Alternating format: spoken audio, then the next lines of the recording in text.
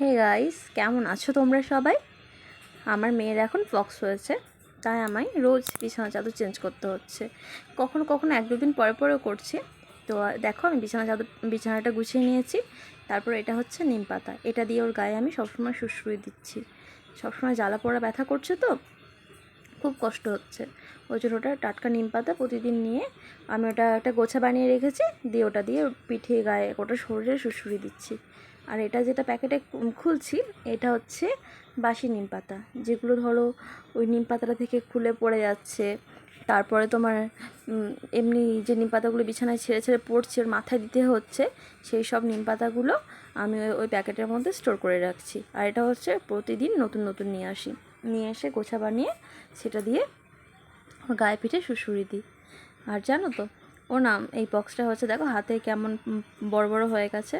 ও মুখটা কিছুতে দেখাতে চাইছে না, খুব ওর মানে মন খারাপ হচ্ছে। আর এটা দেখো, পাশে বসে আছে ওর ভাই ভাই পুতুল। এই পুতুলটাকে নিয়ে ও শুয়ে আছে, আর খেতেও পারছে না। অনেক কষ্ট করে দেখো, এই যে একটু সাদা আলু, এখন তো মানে এখানে যেহেতু আমাদের পালন করতে হয়, আমাদের মধ্যে না পক্স টক্স হলে পালন করতে হয়, তো এই হলুদ ছাড়া রান্না খেতে হয়। তো এই যে সাদা আলু চচ্চড়ি করে দিয়েছিলাম ওকে, ওটা দিয়ে মুড়ি মাখিয়েছি খাওয়ানোর জন্য। প্রতিদিন বিছানার মধ্যে আমি একটা প্লাস্টিক পেতে নিই খাওয়ানোর জন্য। আজকে না আমি ভুলে গেছি, ওই জন্য শুধু বিছানাতে আমার স্নান টান হয়ে গেছিলো, আর ওকে খাওয়াতেও লেট হয়ে গেছিলো, ওই জন্য আমি আরও ভুলে গেছি। তাই জন্য ওকে ওই তাড়াতাড়ি করে বিছানার মধ্যেই বসে গেছে আলু চচ্চড়ি মুড়ি খাওয়াতে। আর শুয়ে আছে, বলছি উঠে বসে খা, বসতে চাইছে না। শুয়ে শুয়ে খাওয়াচ্ছি, এই যে ওকে দেখাচ্ছি, ওর ভীষণ লজ্জা পাচ্ছে। দেখো পুরো দেখতে পাচ্ছ মুখের এগুলোতে লোশন দিয়েছে ডাক্তার একটা, ওই লোশনটা লাগিয়ে দিয়েছি।